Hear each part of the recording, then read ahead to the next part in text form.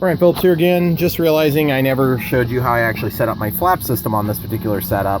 Obviously I told you how to turn off the gear switch and then how to actually physically wire it in and all that good stuff for the ailerons so I can have Flapperons.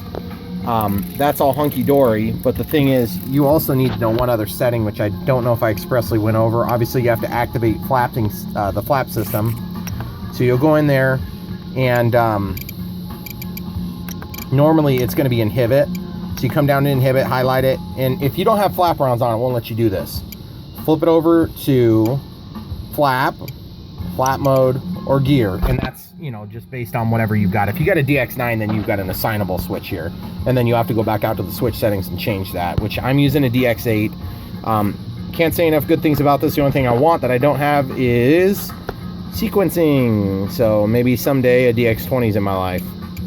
Flap mode I like. It gives you 3 sets, and then basically you can mix in your elevator adjustments. So earlier I was saying you couldn't see it. Well, now you can see it because you see it right here. And I have it set to 3 seconds. You don't want that balloon to just totally kick in right away. So I'm actually going to kick this up a little bit just so you guys can see a little better what's going on here.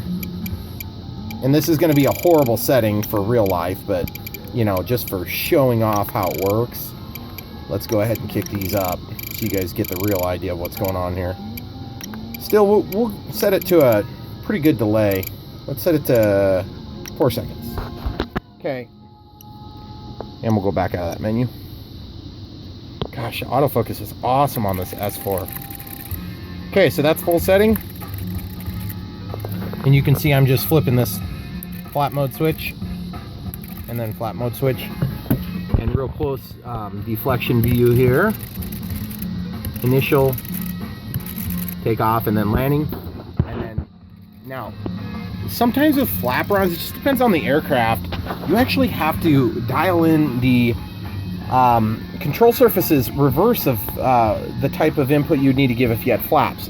Someday I may cut in real flaps on this. I'm going to have to sacrifice part of my aileron, and then I'm going to make this whole thing a flap, 3-piece, just like on the real ones. It's going to be so cool, but I may never do that because I'm not a real big fan of this plane. I don't think it flies that great. However, by the time I put in a 2S configuration in here, I'm going to like it. It's going to be heavier. I'm going to want the flaps. It's going to look sweet with those flaps hanging down when I'm coming in for landing approaches. So I may have just talked myself into it. Anyway, keep your eyes out for that someday. And when I get ready to do that, I'll just simply take this out, put it back in the aileron port, and give me back my AS3X on both sides. And then I will go ahead and literally put in another servo, probably a servo from our sacrificial lamb here. And on this one, I'm probably going to put it right in that area. And then it'll just have a linkage. I'll just have a linkage that reaches out and then moves the flaps in and out. So anyway, be watching for that someday.